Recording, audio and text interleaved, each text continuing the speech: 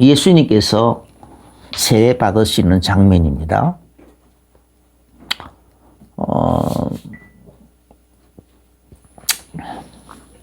여기 이 속에 참 많은 비밀들이 함축이 되어 있어요. 그래서 오늘은 그 예수님이 세례 받으시는 그 속에 얼마나 어떤 의미들이 있는지 전체를 다 볼 수 없지만 그러나 그래도 한 몇 가지는 살펴보도록 하겠습니다. 예수님이 세례 받으시는 이 장면을 이걸 보고 예수님이 세례 받으시니까 하늘이 열리고 성령이 비둘기 같이 예수님에게 임하시더라 라고 했고, 그때부터 예수님은 공식적으로 그리스도로서의 본격적인 사역을 시작하셨어요. 이제 그런 그리스도로서의 사역의 시작이기도 합니다. 그런데 이런 식으로 예수님께서 기름 부으시는 이제 이렇게 세례 요한에게 세례 받을 때 하늘이 열리고 성령이 비둘기처럼 이렇게 딱 그렇게 힘있게 임하는 이것이, 그리고 그러면서 이제 그리스도로서의 공생애를 시작하시는 이런 것들이 이미 예언이 되어 있어요.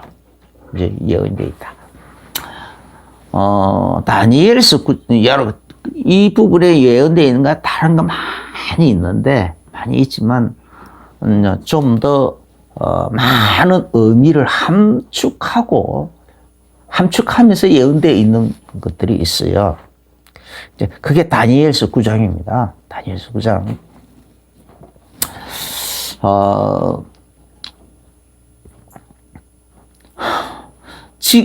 다니엘서 9장 24절, 25절에 보면은,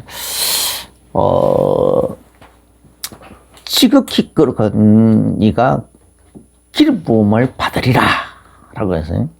그런데 지극히 거룩한 이가 기름 부음을 받는 거, 기름 부음 받는다라는 그 뜻이 바로 그리스도로라는 뜻이거든요. 헬라어로는 그리스도, 또 히브리어로는 메시아라는 그런 뜻입니다. 기름 부음을 받았다.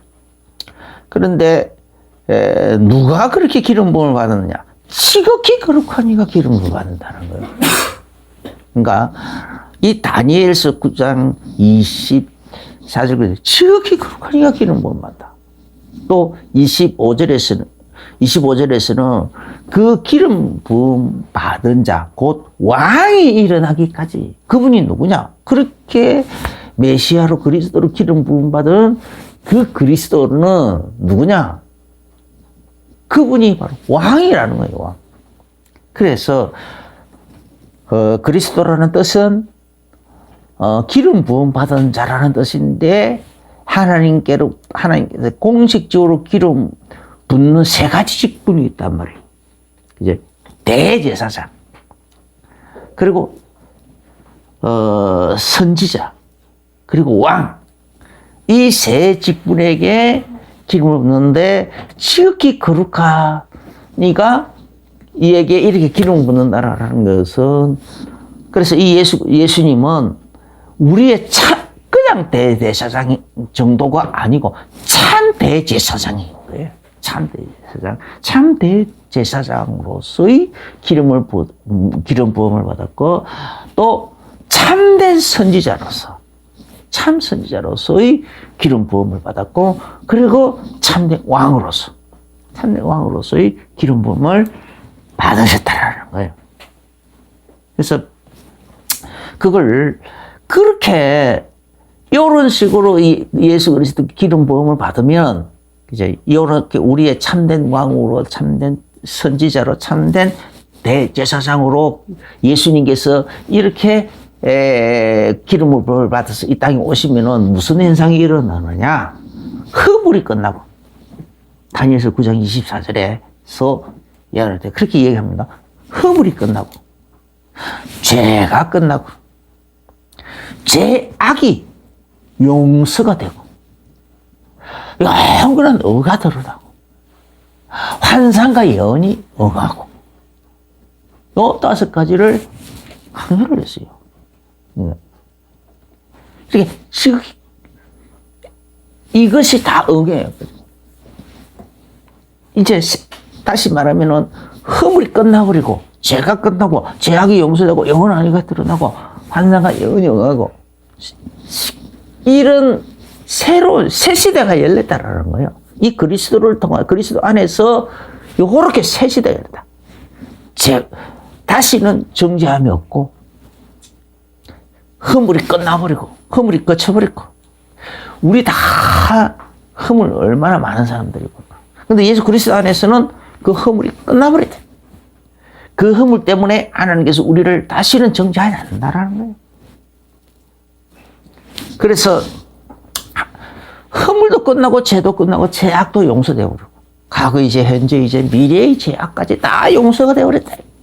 할렐루야. 이거 얼마나 큰 거냐. 그리고 그 외에 성경에서 여러 가지 환상과 예언이 많이 있잖아요. 그리스도에 대한 예언도 있고 또 하나님의 그 백성들을 위한 예언도 있고 구원받을 우리들을 위한 그 환상과 예언 그런 것들이 다 있는데 그 모든 것들이 다 응하게 된다. 누구 안에서? 그리스도 예수 안에서. 예수 안에서. 이렇게 이런 새로운 분기점이 열린다.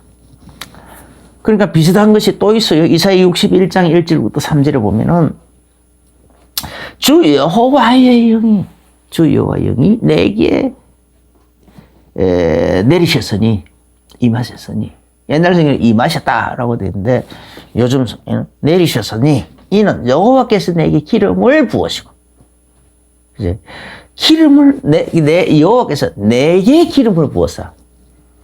지금 뭔가 하나님께서 누구게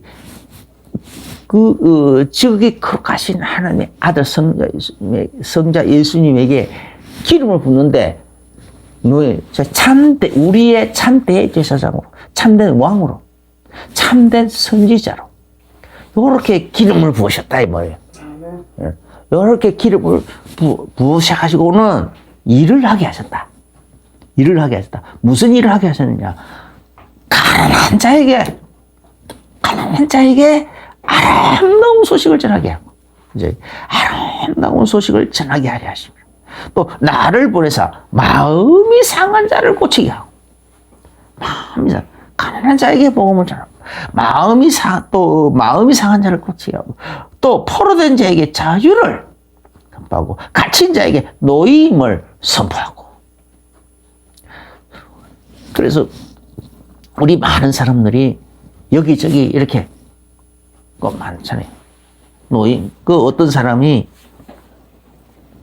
옛날에 마약에 심하게 중독된 사람이 마약 중독된 그걸 가지고 자기 이제 나한테 돈을 이제 좀 이렇게 좀 달라는 거예요. 구걸을 하라는 거예요.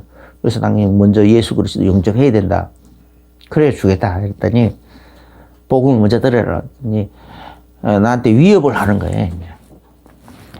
자기는 마약 중독자이기 때문에 사람 죽여도 감옥에 발에 안 간다. 그냥 격리시설에 간다. 그럼 그 얼마 안 돼서 또 나온다. 그럼 내가 지금 내가 기분 나쁘게 하고 백 돌아가면은 죽일 수 있다. 막 이런 식으로 이제 막 위협을 하는 거예요. 그래서 그냥 내가 그 양반에게 당신 그 마약에서 해방되고 싶지 않느냐. 당신 지금 그 마약에 완전히 포로돼가지고 끌려다니고 있는데 해방되고 싶지 않느냐. 눈이 동그래지면서 내가 이 마약 끊으려고 이 마약을 끊으려고 안 해본 짓이 없는데 여기서 해방될 수 있단 말이냐. 말해보니까 그렇다고. 그래서 그러면서 이제 그러니까 빨리 해. 그래 그 어떻게 하면 되는데 막 눈이 동그래져가지고 막 그러는 거예요. 그래서 앉아보라. 그래가지고 이제 탁 앉혀놓고 복음을 차근차근 전했어요. 그러면서 그 핵심적인 내용이 뭐냐? 당신은 마약에게 잡혀 있는 것 같고 마약에게 포로가 되어 있는 것 같은 거예요. 겉으로 당하는 그렇다. 그런데 실상은 그게 아니다. 마약은 소로 치면 옛날에 시골에 소 키울 때 일 보면은 소로 치면은 소꼬피와 같은 거다. 소꼬피. 그런데 그 소꼬피를 잡고 있는 어떤 희한한 무슨 존재가 있다. 그게 바로 마귀고 사탄이고 악령이다. 귀신이다. 그래서 마귀가 마약이라는 소꼬피를 가지고 당신을 끌고 다니면서 이리도 끌고 가고 저리도 끌고 가고 당신을 그렇게 조종하고 있는 거다. 그래서 당신이 먼저 마약에서 해방되려고 하지 말고 그 마약을 가지고 당신을 조절하고 노예살이를 시키고 있는 그 마귀에서부터 먼저 해방돼야 된다. 그래서 예수님은 그 마귀에게서 당신을 해방시키는 참 왕으로신 분이다. 그리고 왜 마귀에게 종살이 할 수밖에 없느냐? 죄 때문에 그렇다. 그래서 예수님은 당신을 그 죄에서 해방시키는 참 대제사장으로 오신 분이다. 죄에서 해방시켰어. 그리고 하나님을 알게 하는 참 선지자로 오신 분이다. 그 예수 그리스도를 구주로 영접을 하면은 당신은 마귀에게서 해방되고 모든 마귀가 끊임없이 당신을 괴롭히는 근거가 되는 죄의 문제가 해결이 되어버려. 그리고 하나님에 대해서 깜깜하게 모르고 있었던 당신이 하나님을 알게 되는 그 일이 일어난다. 그러면은 마약은 약간 불편할 뿐이지. 마약은 더 이상 당신을 괴롭히는 아무런 그게 되지 않는다. 내 어릴 때에 소를 먹일 때에 소꼬피가 그냥 불편하지만은 그 소꼬피를 그냥 놔버리면 소는 마음대로 다닌다. 주인이 소꼬피를 잡고 있으면은 마음대로 못 가고 끌려다니지만은 그 어떤 때는 또 소꼬피를 그냥 뿔에다가 창창창 감아놓고 아니면 목이나 그렇게 다 감아놓고 딱 묶어 넣어버리면은 소는 마음껏 돌아다닌다. 약간은 불편하지만은 그냥 마음껏 돌아다닌다. 더 이상 안 끌려다닌다. 마약은 당신에게 그와 같은 거다. 완전히 해방될 수 있다. 그러니까 그럼 바로 영접하겠다고 했어. 그래서 그래서 그 사람이 조폭 출신이라고 그래서 당신이 옛날에 조폭 생활할 때도 어떤 대단한 사람 앞에서는 무릎을 꿇지 않느냐? 적어도 전능하신 하나님을 당신의 구주로 그리 영접하려고 하는데 어떻게 또 의자에 앉아서 하겠냐? 바닥에 무릎 꿇어라. 그래가지고 그 바닥에 무릎을 다 꿇고 예수 그리스도를 영접하는 기도를 했어요. 그랬더니 그냥 그때 40대 중반이면 40 처음 느껴보는 평안이라고 그래요. 그래서 좋아서 어쩔 줄 모르더라고요. 그럼 해방됐어요. 그래서 자기는 그 금단 현상이 3일째 나타나고 일주일째 나타나고 막 얘기하는데 그런 거 별로 없었어요. 도대체 이상하다. 나한테 막 음포를 막 넣더라고요. 그렇게 날아다는데 그 어쩌고 목사님 옆에서 지켜다 괜찮다니까. 약간 불편할 뿐이 괜찮다니까. 해방됐다니까. 마귀에게 해방되어 버리면 그냥 끝난 거야. 그래. 이와 똑같은 포로된 자에게 자유를, 갇힌 자에게 노임을 선포하며 할렐루야. 그리스도께서 오셔가지고 이런 일을 하시더라. 이런 식으로 사단에게, 귀신에게 잡혀있는 자들을 그 사단에게서 귀신에게서 해방시키더라. 이 말이에요. 옛날에 이렇게 점하는 귀신, 무당 귀신에게 들려가지고 잠을 자면은 막 꿈속에 맨날 무당 부다는 소리, 징징징 그런 소리가 들린대요. 그래서 복음을 전하고 예수 그리스도 이름으로 그냥 그래서 그 사람이 손을 얹어서 그냥 예수 이름으로 막 기도해 버렸더니 그냥 귀신이 쫓겨나가 버렸어. 그 괜찮았어요. 해방됐다. 포로된 자에게 자유로, 갇힌 자에게 노임을. 이런 예수 그리스도께서 이 땅에 오시면 하나님 아들이 우리의 그리스도로, 우리의 참된 왕으로, 참된 대제사장으로, 참된 선지자로 요렇게 기름 부음받아 오셔가지고 요런 식으로 우리 속에 일을 하시더라 이 말이에요. 할렐루야. 아멘. 요런 식으로 일을 하시더라. 가난한 자에게 아름다운 소식을. 자, 마음이 상한 자라고 치고, 마음이 상한, 얼마나 예수 그리스도를 이 구주 연접하고 나면은요, 말로 표현할 수 없는 평안이 임한다니까. 또 이유 없이 눈물이 막 흐르기도 하고 막 그래요. 그냥 위로가, 하나님의 평안과 위로. 포로된 자에게 자유를, 갇힌 자에게 노임을. 그러면서 뭔가 여호와의 은혜, 해를 선포한다라고 했어요. 그래서 그때부터서는 이제 하나님께서 이 은혜의 해, 이거 나중에 좀 더 구체적으로 설명하겠어요. 그래서 이때부터서는 새로운 하나님의 원년이라고, 원년. 원년. 모든 슬픈 자가 위로를 받고, 무릇 시온에서 슬퍼하는 자에게 화관을 주어 그 죄를 대신하는, 화관이 뭐냐? 꽃다발이에요. 꽃멜류관. 꽃멜류관을 주어서 그 죄를 대신하고, 죄는 슬픔을 대신한다 이 말이에요.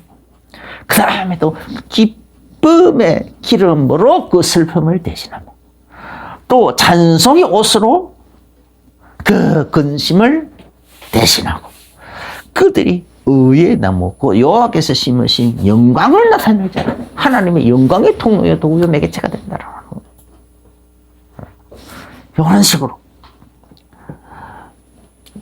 일컬어 계시는 이런 일들이 일어나는, 이런 일들이 이제는 구약 시대는 하나님과 하나님과 사람과의 사이가 계약 관계라서 하나님은 두려운 하나님이었다니까. 우리는 늘 우리 자신들은 죄에 노출될 수밖에, 우리 육신으로는 하나님 기쁘시게 할 수 없다라고 되어 있지 않습니까?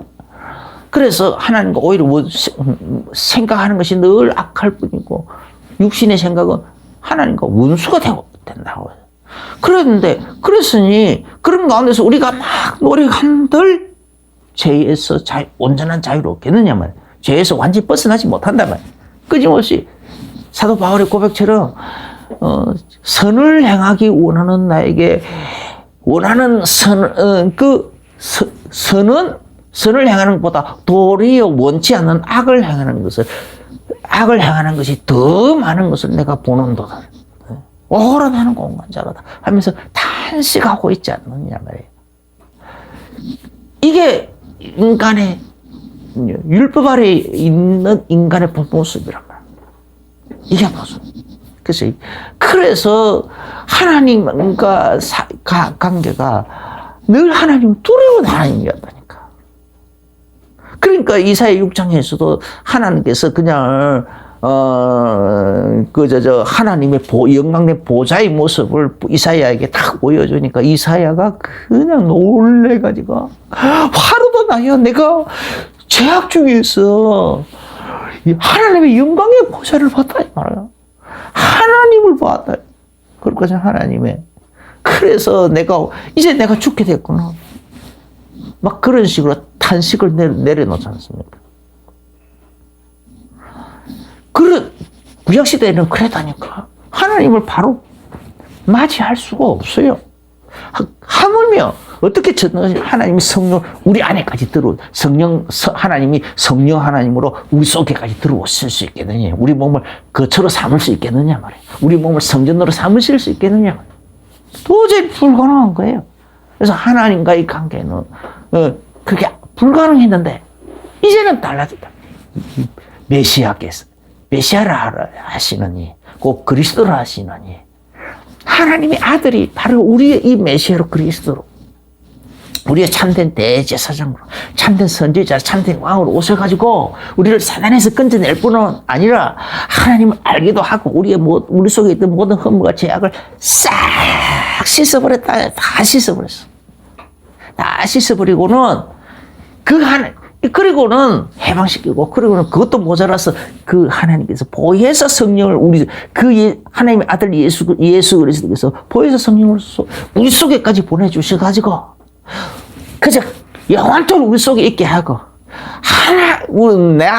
나 세상으로부터 주는 평안이 아닌 하나님의 평안으로, 하나님께로부터 오는 평안으로 쓰고, 세상에서 얻는 기쁨과 비교할 수 없는 하나님께로부터 오는 기쁨을 얻게 하고, 할렐루야. 그렇게 해주시겠단 말이에요.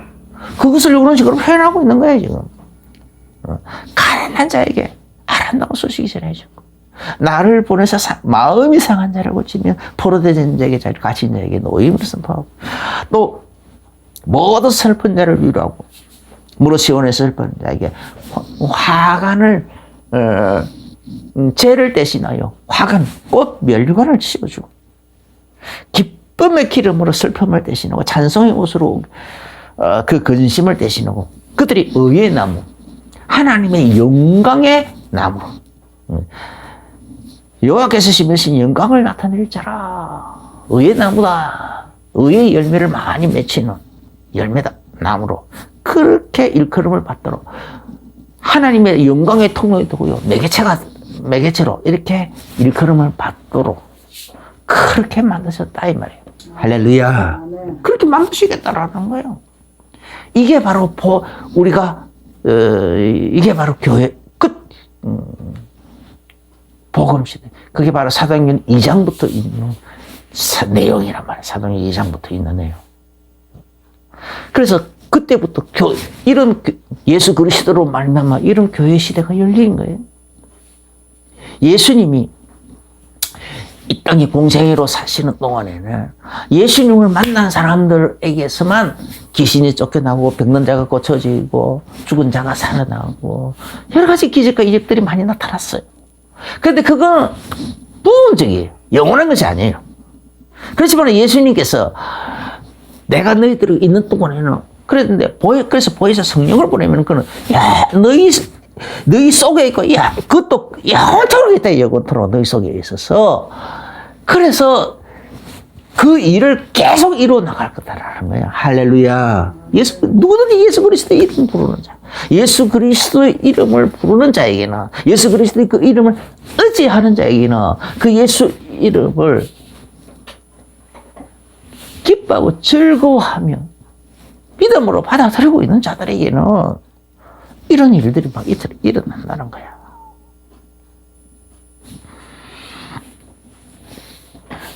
그래서 예수님께서 누가복음 4장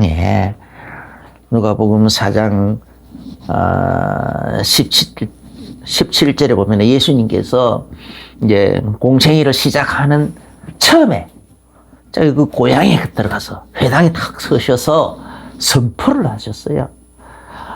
이사야 성경을 탁 가지고 바로 이 부분, 오늘날 말하면 이사야 61장 1절부터 3절에 있는 그 성경 부분을 딱 찾아가지고 그걸 예수님께서 읽으셨어요. 책을 펴서 이렇게 기록된 데를 찾으시니 곧 주의 성령이 내게 임하셨으니 이는 가난한 자에게 복음을 전하게 하시려고 내게 기름을 부사 나를 보내사 포로된 자에게 자유를 넘은 자에게 다시 보게 함을 전파하며 눌린 자를 자유롭게 하고 주의 은혜의 해를 전파하게 하려 하심이라. 이렇게 여기까지 다 읽어놓고, 그리고는 이 기록된 이 예언이 오늘날 너희 귀에 응하였느니라 성취됐다. 그러면서 21절에 예수께서 그들에게 말씀하시되 이 글이 오늘 너희 귀에 응하였느니라. 이렇게 예수님께서 직접 선포하셔놓고는 그죠? 22절에 그들이 다 그를 증언하고, 예수님 자신을 증언하고, 그 입으로 나오는 바 은혜로운 말을 놀랍게 여기더라. 다시 말하면 예수님이 이 말씀을 한 게 아니고 그 외에 다른 보충 설명까지도 많이 곁들여 가면서 어떻게 구약에 예언되어져 있던 메시아에 관하여 예언되어져 있던 그 예언들이 그게 바로 자기 자신에 대해서 증거하는 것이고, 자기 자신을 가리키는 것이고, 오늘 자기가 세례 요한으로부터 세례를 받고, 요단강에서 세례를 받고 오면서 성령이 임하게 되고, 그 성령이 임한 것이 기름 부음 받는 것이고, 그때로부터 이 예언이 그대로 성취된 것에 대해서 계속 보충 설명을 여러 가지로 해가지고 증명을 했다, 이 말이에요. 근데 그것을, 그런 은혜로 말을 그 고향 사람들이 다 들었다. 예수님께서 그게 다 선포했다라는 거예요. 그 고향 사람들은, 저 요셉의 아들이고, 그 형제들도 있고, 그리고 저거, 저 못난이 집안인데? 못난이 집안에 아들내미 아니냐 말이에요. 그런 식으로 하면서 안 받아들였지만, 그래서 예수님께서 그냥 그렇게 신발에 그냥 먼지까지 떨어버리면서 그들을 향하여 저주하시고 떠나가셨지만, 그러나 선포는 영원한 것이다. 예수님 입에서는 이미 그 예언이 성취됐다라는 것을 그 고향 동네에서, 그 고향 동네 해당에서 첫 메시지로 선포하셨다, 이 말이에요. 할렐루야. 그럼 그 선포는요, 지금도 계속 현재 진행이 선포예요. 만약에 선포, 완벽하게 지금도 이루어지고 있는 거예요. 이제, 주의 은혜해. 이 주의 은혜해를 해가 뭐냐? 왜 주의 은혜해라 했을까? 여기에 많은 것이 함축되어 있거든요. 그러니까 주의 은혜, 예수님이 이렇게 요한에게 세례를 받고, 또 성령이 비듣기 전에 예수님에게 임하시고, 그 현상, 그게 바로 하나님께로부터 직접 그리스도로 기름 부음 받는 것이라고 했는데, 그것이 왜 주의 은혜해가 됐느냐? 주의 은혜해의 시작의 원년이라고 표현하는가? 시작의 원전이 되었는가? 이 말이요. 그래서, 그걸 하기 위해서는 이제 다른 성경에서는 잘 안 나와요. 다니엘서 9장에서만 나와요. 다니엘서 9장 4절에 보면은, 이 다니엘에게, 네 백성과, 이제 하나님께서 직접 알려주십니다. 네 백성과 내 거룩한 성을 위하여. 이스라엘 백성들하고, 그 다음에 예루살렘 성하고, 그 성을 위하여 71회를 기한으로 정했다. 71회를 기한을 딱 정했다는 거예요.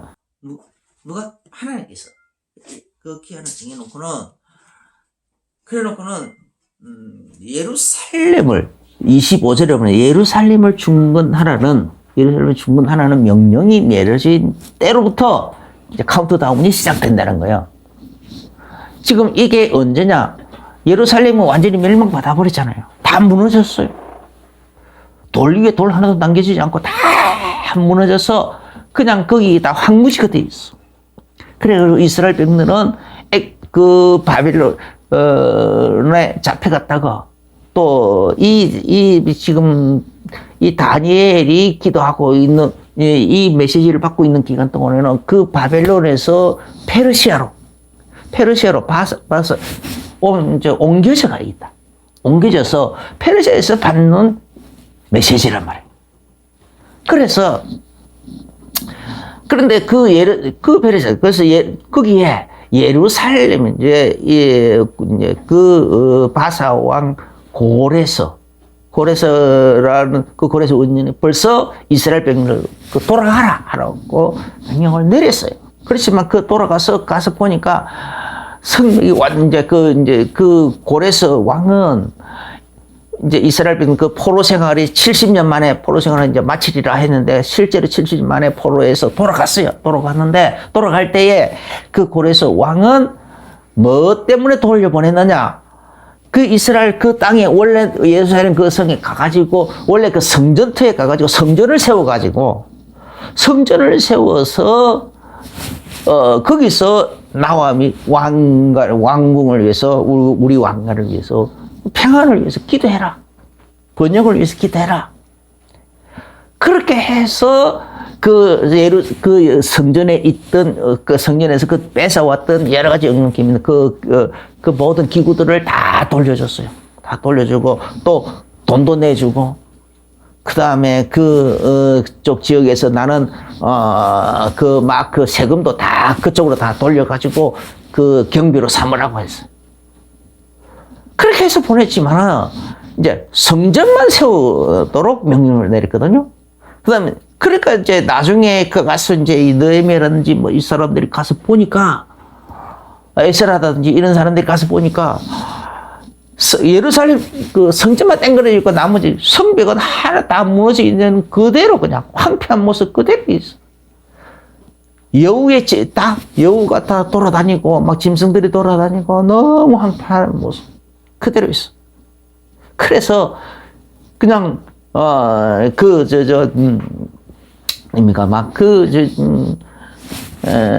앞에서 막 근심하면서 울면서 그렇게 얘기하잖아요. 네, 그렇게 무너져서 황폐하게 돼 있더라. 그래서 내가 이제 그때 술 맡은 간원장이라서 술 맡은 간원장이었는데 그냥 술을 따라들으는데 얼굴에 근심이 가득해 있으니까 너 뭐냐? 왜 그래 얼굴에 근심이 가득해 있어 하니까 그 사실적을 알으니까 그래? 그러면은 가서 성 건축하고 와. 가서 성 건축하고 다시 돌아와. 그래가지고 줬어요. 특명을 내리고서 줬어요. 그래가지고 이스라엘 백성들을 내가 이렇게 왕으로 돼 이런 특명을 받았으니까 이스라엘 갈 사람들을 와! 다 모아가지고 다시 갔어요. 그래가지고 성을 건축을 했어요. 그때부터 카운트다운이 시작된다. 카운트다운. 그래서 예루살렘을 중건하라는. 그래서 여기서는 세운다 하지 않고 중건. 이미 무너졌다 이 말이야. 무너져서 70년 동안 황폐해져 있던 그 성벽을 다시 세운다.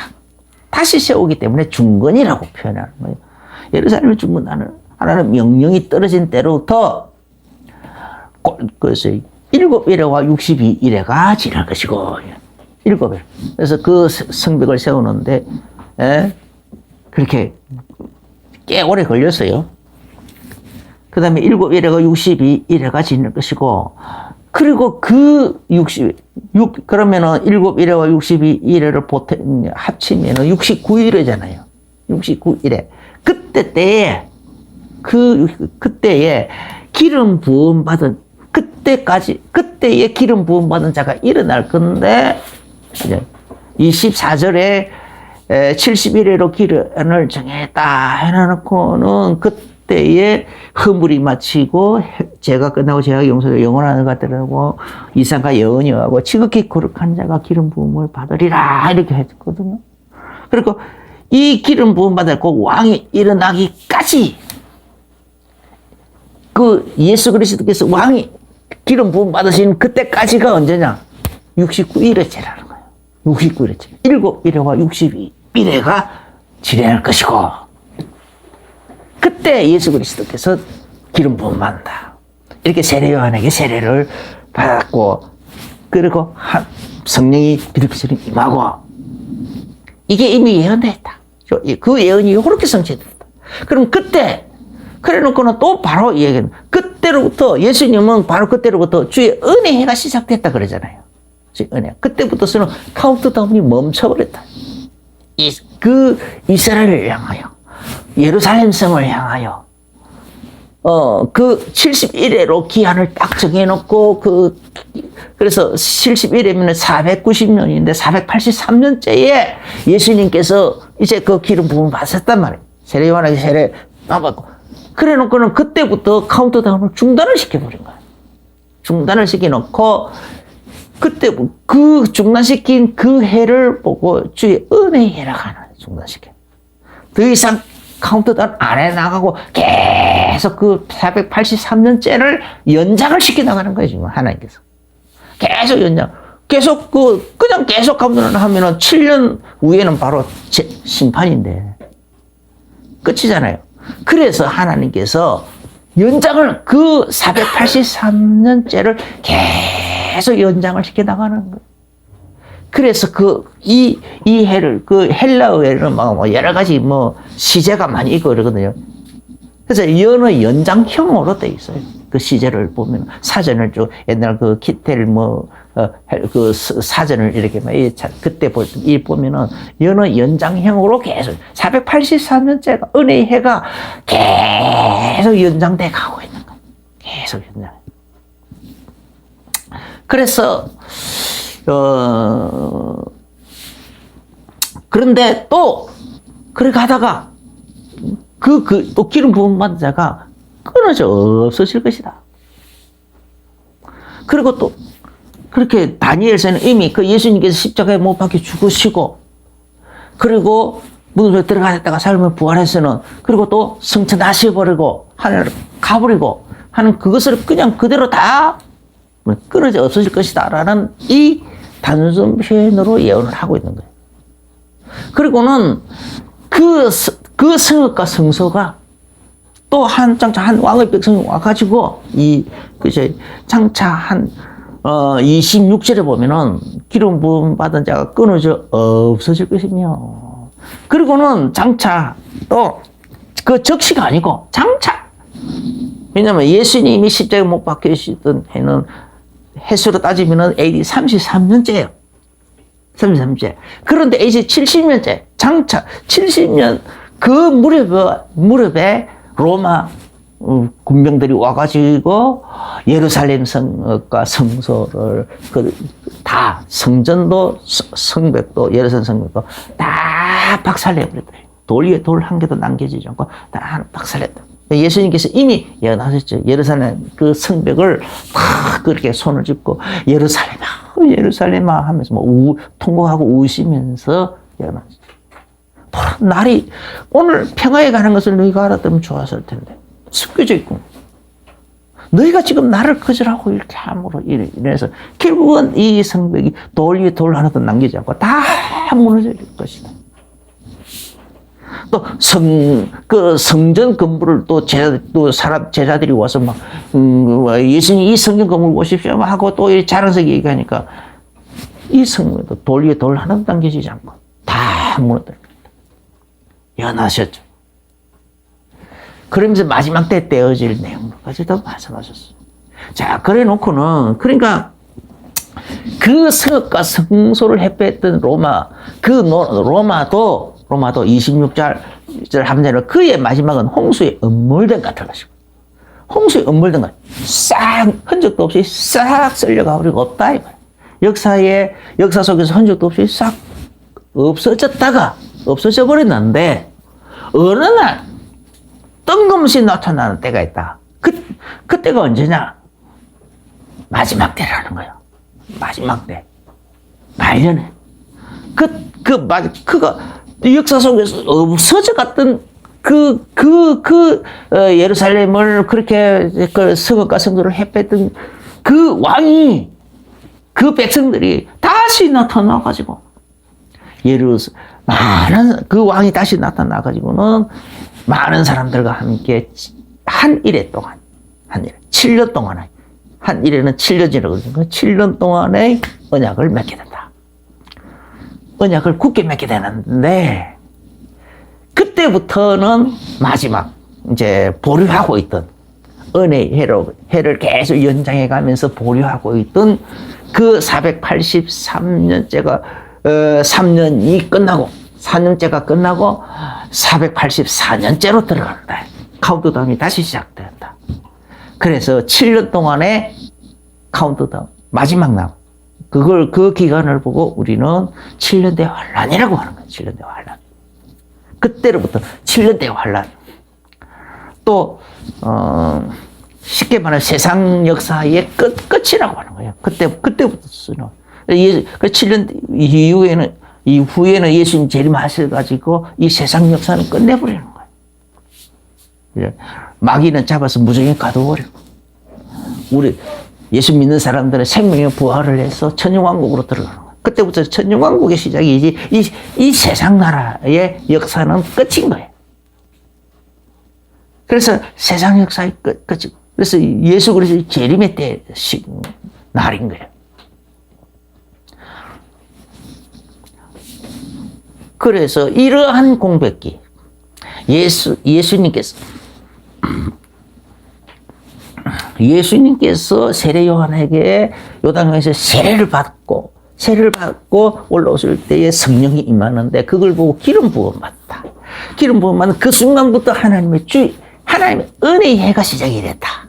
주의 은혜의 해가 시작이 됐는데 그 주의 은혜가 쭉 시작됐다가 마지막 때 세상 끝날에 7년 대화 이제 마지막 때 어떤 단어서 7년 동안의 어떤 언약을 맺는 그 순간까지의 그 기간을 왜 계산 안 하고 이 연의 연장형으로 계속 이어져 갔던 그 시기, 그걸 역사 속에서는 하나님의 이 역사에서는 하나의 공백이잖아요. 큰 공백. 하나님의 예언의 역사에서는. 그래서 그런 공백기를 주의 은혜의 해라고 그렇게 이름을 붙였는데 이사야 61장 2절에서는 그걸 여호와의 은혜의 해라고까지 했다. 왜 그렇게 했느냐 이 말이에요. 왜 그렇게 했느냐. 그 기간 동안은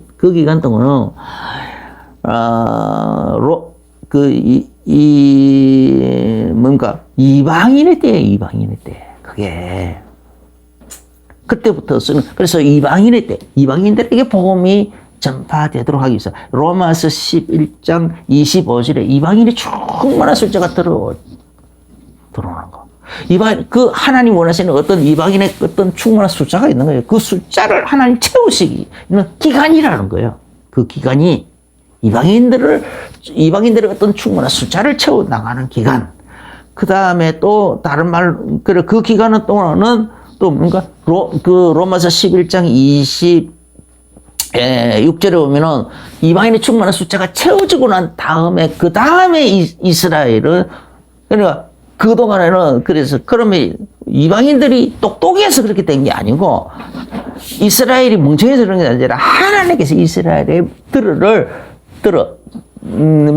대부분의 이스라엘 사람들의 마음을 하나님께서 막아놨다. 완악하게 해가지고 막아놔 버렸다는 거예요. 다 막아놨다. 그렇게 했다가 이번에 그 숫자가 딱 채워지면 그때부터 이스라엘에게 다시 하나님께서 은혜를 베풀어서 그 마음을 활짝 주시겠다는 거예요. 예? 로마서 11장 26절 우둔하게 되어져서 믿지 못하고 있고 완악하게 되어졌던 그 이스라엘의 그들의 마음을 하나님께서 다 열어주니까 이스라엘에게 그때부터 전도문이 열려진다는 거예요. 전도문이 열려지게 돼가지고 그때부터 그런데 또 이스라엘에게는 그때 그래가지고 전체 이스라엘 각 지파에서 많이 지면서 14만 4천 명. 그때는 그 숫자까지도 정확하게 예언돼 있다니까요. 계시록 7장 4절에 14만 4천 명. 그 이스라엘. 그러면은 그 전에 그때 벌써 그렇게 채워져 버렸더라면은 그래서 사도 바울이 뭐라는 거냐. 복음으로 치면은 그냥 이방인들은 이스라엘에게 하나님이 이방인들 구원하기 위해서 이스라엘을 완악하게 해버렸으니까 원수가 됐다. 막 그렇게 표현하고 있잖아요. 또 돌 감나무, 창 감나무 막 그런 식으로까지 표현해 가면서 사도 바울이 설명하고 있는 거예요. 그 기간이라는 거예요. 그 기간. 그러니까 이방인의 이 충만한 숫자가 채워지는 기간. 이 기간이 주의 은혜의 해. 주의 은혜의 해라는 거예요. 여호와의 은혜의 해라는 거예요. 또 마태복음 24장 14절에 이 천국 복음이 모든 민족에게 전파되기 위해서 땅 땅 끝까지 전파되리니 그제야 끝이 오리라 하셨습니까? 그러니까 하나님 모든 민족에게 기회를 제공하고 있는 거예요. 기회를 제공하시기 위해서 땅 끝까지 전파되도록 만드시는 그 기간이라는 거예요. 그러니까 그걸 보고 우리는 세계복음화라고 그러지 않습니까? 세계복음화. 그 세계복음화의 그런 기간, 그런 시간표라는 거예요. 그런 시간. 마태복음 28장 16절부터 20절에 보면 모든 민족 중에서 그리스도의 제자가 나오는 기간. 제자로 삼아라. 그래서 내가 너희 분만 모든 가르쳐 지키게 하라 하셨잖아요. 그 모든 족속 가운데서 그리스도의 제자가 나오는 기간 때라는 거예요. 마태복음 16장 15절부터 20절에서는 온천하 만민에게 복음이 전파되는 기간. 계시록 16장 11절에 보면 순교의 숫자까지 채워요. 그래서 전 세계 모든 곳에서 예수 믿는다라는 이유 때문에 순교할 순교자들이 막 나오는 거죠. 지금도 많이 나와요. 내가 신학교 다니던 1980 2년 그때도 매년 요즘은 많이 통계를 주의 깊게 안 봐서 내가 잘 모르는데 하여간 요즘 대강 들리는 얘기 보면은 거의 해마다 23, 4만 명이 순교자가 나온대요. 오픈도 선교에서 전 세계에서 그 순교한 그 숫자들을 자꾸 집계를 숫자를 모으는데 거의 대부분이 그래요. 매년마다 23만 명. 조금 많으면 한 30만 막 이렇게 돼요. 특별한 일이 있고 그러면. 그러니까 이런 식으로 순교자들이 계속 나오는 거예요. 하나님이 그래서 그 순교 숫자까지도 뭔가 예정이 되어 있다. 그 숫자 채워지는 기간이라는 거예요. 그 숫자가 채워지는 기간.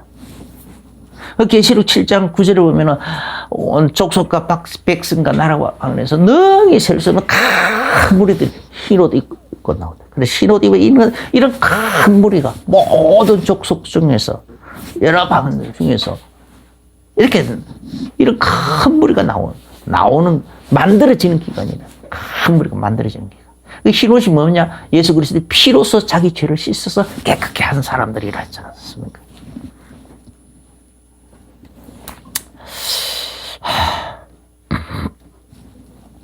그런데 이 기간이 언제까지, 이 기간이 끝나갈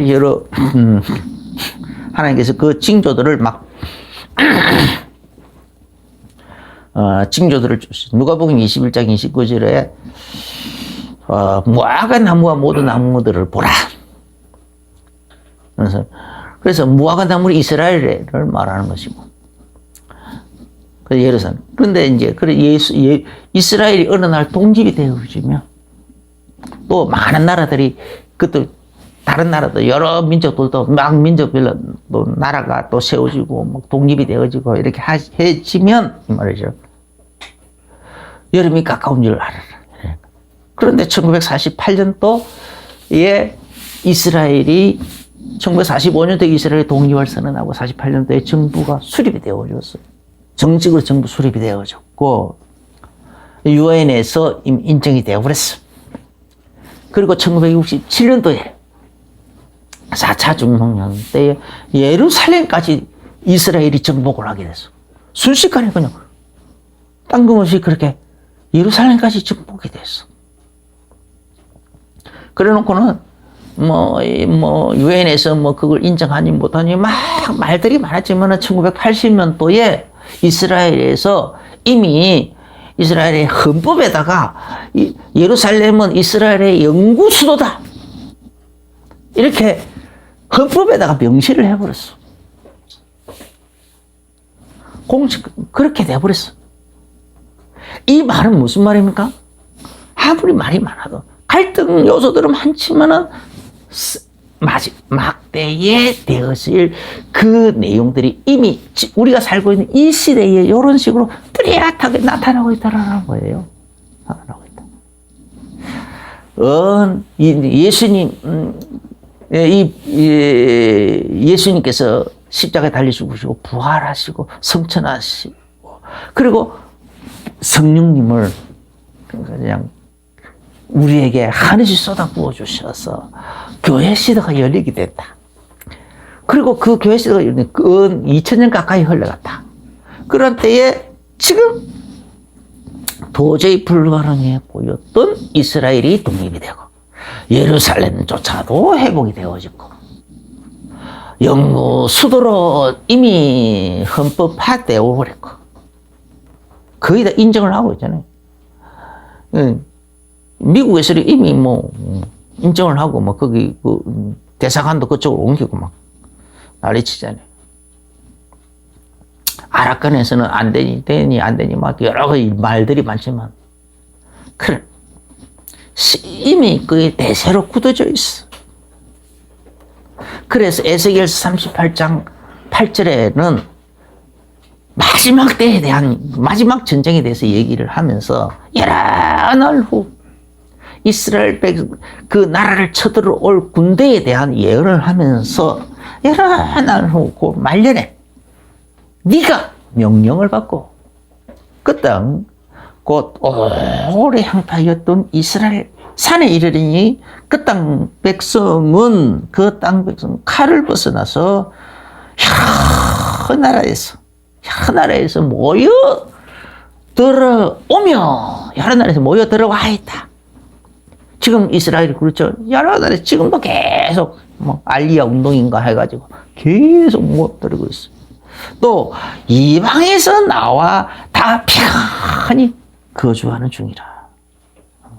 우리나라에서 이런 것을 알고, 이런 시세를 알고 있는 사람들이, 알리야 운동하면서 뭐 여기에다가 막 크게 또 막 헌금을 막 하고 그래요. 돈을 기부하고. 그래가지고 전 세계에 흩어진 유대인들을 지금 다 이스라엘로 돌아가게 하는데 막 비행기표를 그렇게 막 제공을 하고 막 그래요. 그 한 사람, 그걸 보고 알리야 운동이라고 그래요. 또 그런 단체들이 또 여러 단체들이 활동을 하고 있고 그래요. 아직도 진행 중에 있어. 이 말은 무슨 말입니까? 우리가 살고 있는 이 시대가 이렇게 끝에 되어질 여러 징조들이 나타나고 있다. 이제 남아있는 것은 10발가락, 다니엘서 2장에 있는 10발가락의 시대, 또 다니엘서 7장에 있는 10뿔의 시대. 그렇게 10발가락에 10개 나라가 연방국을 이루는 것만 남아있고, 그게 일어나면 계시록 17장에 그런 나라 일어나면 반드시 잠깐만, 계시록 17장 15절인가 보면 잠깐이에요, 잠깐 있을 것이라고 했어요. 그리고는 적 그리스도에게 자기들의 모든 권한을 다 위임해가지고 적 그리스도를 하여금 전 세계를 지배하도록 만든다고 했어요. 이런 때에 우리는 살고 있습니다. 자다가도 깨어야 될 때예요. 우리가 마음을 이 땅 위에 잠시 잠깐 있다 사라질 아치 안개 같은 그 맹해에 그 부의 그런 사치에 마음을 뺏기면 안 돼요. 우리가 하늘나라에다 소망을 두고, 그죠? 하늘나라에서 받아들일 보다 더 나은 영광스러운 그 영광을 위해서, 보다 더 나은 부활의 그 영광을 위해서 우리가 모든 것을, 돈도, 우리의 시간도, 우리의 건강도, 우리의 모든 힘, 우리 모든 것을 다 쏟아부어 부어도 모자랄 정도로 이렇게 이제 깨어나야 될 때가 됐다고 보는 겁니다. 예수님의 세례 받으시면 이런 주의 은혜의 시작의 원년이었다. 그런데 그 주의 은혜의 시작, 그게 벌써 2000년이 지나갔고 벌써 끝을 향하여 달려가고 있다. 라는 겁니다. 기도하겠습니다. 주 예수님 감사합니다. 오늘 예수님의 세례받으심의 그 의미에 대해서 우리가 말씀을 살펴봤습니다. 우리가 깨어있게 하여 주옵소서. 주의 은혜의 해가 거의 끝나가는 이 끝물에 우리가 있습니다. 다 정신 차리고 깨워서 조금이라도 마음이 이 세상을 향하여 썩어져 있을 것에 대해서 또 막이 쓰는 일에 대해 막 빼앗겨 있던 것에서 우리가 빨리 돌아오게 하여 주옵소서.